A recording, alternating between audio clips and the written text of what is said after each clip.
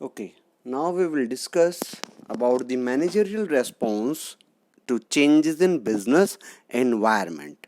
और हम ये कह सकते हैं कि भाई इम्पैक्ट रियल में गवर्नमेंट की जो पॉलिसी थी उसने लिक्विड ये लिबरलाइजेशन, प्राइवेटाइजेशन और ग्लोबलाइजेशन, इनकी वजह से इकोनॉमी में कुछ पॉजिटिव चेंजेस हम लोगों को देखने को मिलते हैं। इन्हीं को हम बोलते हैं managerial response to changes in business environment. अब ये जो चेंजेस आए वो क्या क्या आए, आइए देखते हैं। सबसे पहले है नंबर 1, डाइवर्सिफिकेशन। फर्स्ट रेस्पॉन्स जो हमें देखने को मिलता है वो ये देखने को मिलता है न्यू पॉलिसी का कि कंपनीज जो हैं उन्होंने अपने प्रोडक्शन को, अपने आप को डाइवर्सिफाई कर लिया। फॉर एग्जांपल बहुत सी ऐसी बड़ी बड़ी कंपनियां हैं जैसे भेल, भारत हैवी इलेक्ट्रिकल्स लिमिटेड, ये एक बहुत बड़ी कंपनी है। इन्होंने जो इकोनॉमिक चेंजेस हमारी सोसाइटी में आए उनको लिया और अपने पोर्टफोलियो में चेंज करना शुरू कर दिया। ये इलेक्ट्रिकल हैवी इलेक्ट्रिकल इक्विपमेंट बनाते थे, बट इन्होंने क्या किया, एनईपी आने के बाद इन्होंने सोलर एनर्जी को भी अपने पोर्टफोलियो में इंक्लूड कर लिया। ट्रांसपोर्टेशन, वाटर बिजनेस, इन सब में भी ये कंपनी आ गई।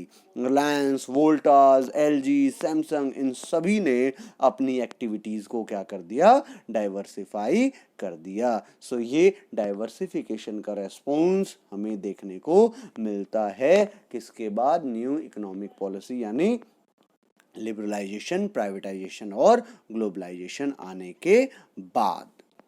सो क्या किया कंपनियों ने, अपने आप को डाइवर्सिफाई किया, अपने नए नए प्रोडक्ट लेकर के आए, नई प्रोडक्ट लाइन उन्होंने सेलेक्ट कर ली।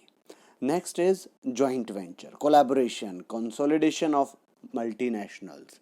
हमारी जो कंपनियां थी, हमारे देश की जो कंपनियां थी, वो दूसरे देशों की जो मल्टीनेशनल कंपनियां थी उनके साथ कोलैबोरेट करने लगी, यानी मिलकर के बिजनेस करने लगी। कुछ कंपनियों ने आपस में जॉइंट वेंचर कर लिया, यानी मिलकर के आगे बढ़ने का डिसीजन इन लोगों ने ले लिया। फॉर एग्जाम्पल जैगुआर एंटर हुई टाटा मोटर्स के साथ, फोर्ड मोटर्स एंटर हुई महिंद्रा एंड महिंद्रा के साथ। इसी तरीके से जनरल मोटर्स ने जॉइंट वेंचर किया हिंदुस्तान मोटर्स के साथ।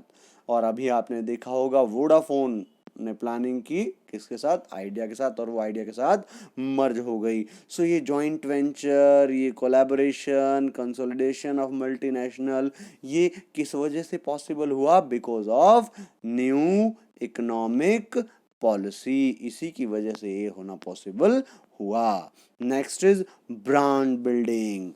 एनईपी के आने के बाद से ही, एनईपी के आने के बाद से ही जो कंपनियां हैं उन्होंने अपने प्रोडक्ट की ब्रांड बिल्डिंग करनी शुरू कर दी, गुडविल मेंटेन करना शुरू किया, इमेज बनानी शुरू की कंपनी की। ठीक है, और कंपनी ने साथ ही साथ अपने प्रोडक्ट को पॉपुलर बनाने के लिए प्रमोशन करना शुरू कर दिया। आज के टाइम में देखिए सारी की सारी कंपनीज प्रमोशनल एक्टिविटीज करती हैं, एडवर्टीजमेंट करती हैं, सेल्स प्रमोशन करती हैं, सो दैट उनका जो प्रोडक्ट है या उनकी जो कंपनी का नाम है वो एक ब्रांड के रूप में बिल्ड हो जाए।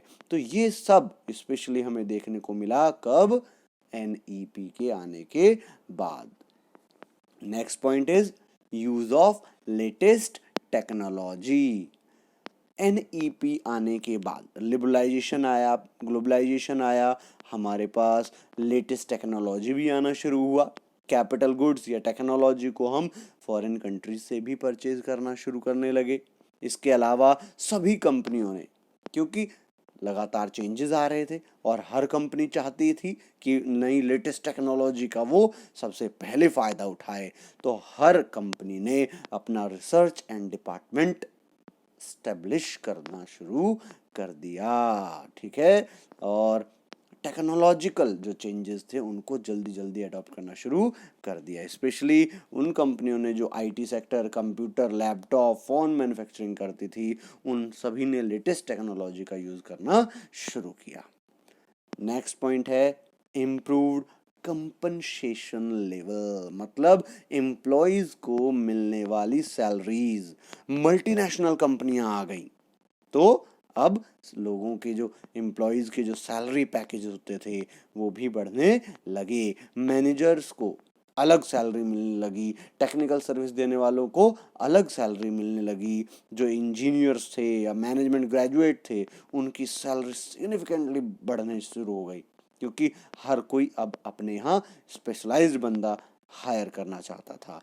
तो कंपनियां क्या करती थी, एक तो उन बंदों को हायर करती थी जो कि स्पेशलाइज्ड होते थे अपने फील्ड में, साथ ही साथ उनको पेमेंट ज़्यादा देती थी, उनकी परफॉर्मेंस को, उनकी जो परफॉर्मेंस थी उसको बोनस से लिंक कर दिया। आपकी परफॉर्मेंस जितनी ज़्यादा अच्छी होगी उतना ज़्यादा आपको कंपनसेशन मिलेगा, यानी सैलरी आपकी उतनी ही ज़्यादा होगी, इंसेंटिव्स आपके ज़्यादा होंगे। एज ए रिजल्ट इम्प्रूवमेंट हुआ किसमें, एम्प्लॉयज़ के कंपनसेशन लेवल में। इसके साथ ही साथ कस्टमर पर फोकस होना शुरू हुआ।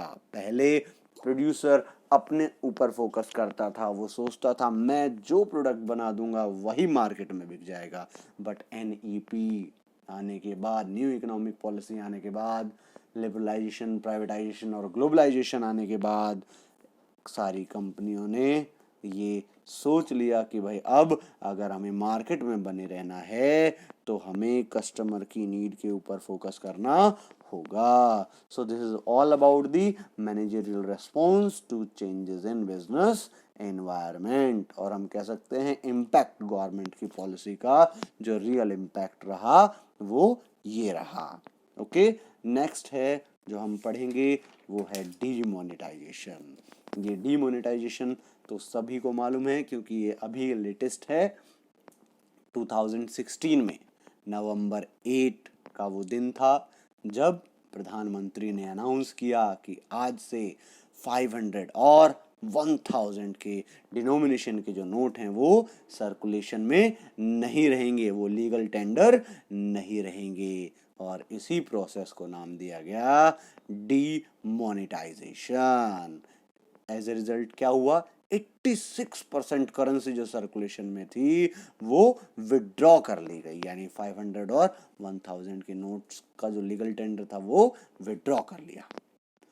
लोगों को बोला गया कि भाई आप बैंक में जाओ और अपने पुराने नोट्स को नए नोट से आप रिप्लेस कर लो, लेकिन एक लिमिट लगा दी, आप एक लिमिट तक ही उसको रिप्लेस कर सकते थे। एक रिस्ट्रिक्शन भी थी कि भाई एक लिमिट से ज़्यादा आप कैश भी विड्रॉ नहीं कर सकते, यानी क्यों नहीं कर सकते, भाई हमारा ही पैसा है, हम ही विड्रॉ नहीं कर सकते, तो क्यों, क्योंकि गवर्नमेंट ने ये रिस्ट्रिक्शन लगा दी थी। ऐसा क्यों किया गवर्नमेंट ने, इसके पीछे रीजन क्या रहा था? The main of demonetization was to curb corruption. Government corruption को खत्म करना चाहती थी, मेन एम गवर्नमेंट का यही था, इसीलिए उन्होंने डीमोनेटाइजेशन करना शुरू कर दिया। अगर गवर्नमेंट परमिशन दे देती भाई जितने मर्जी पुराने नोट ले जाओ और जितने मर्जी नए नोट ले आओ तो फिर तो फर्क ही नहीं पड़ता, जिनके पास ब्लैक मनी थी वो भर भर के नोट ले जाते, भर भर के लेकर के आ जाते, इसलिए गवर्नमेंट ने रिस्ट्रिक्शन लगा दी। ठीक है, चेक।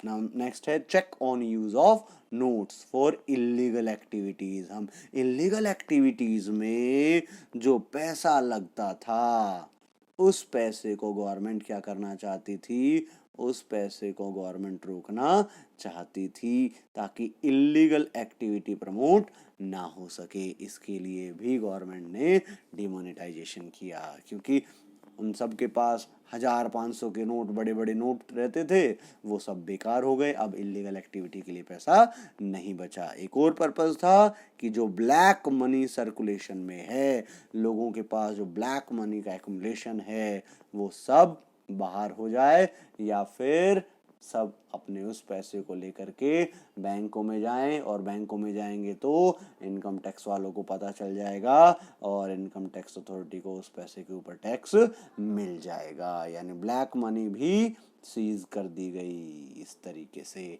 सो ये था क्या, डीमोनेटाइजेशन।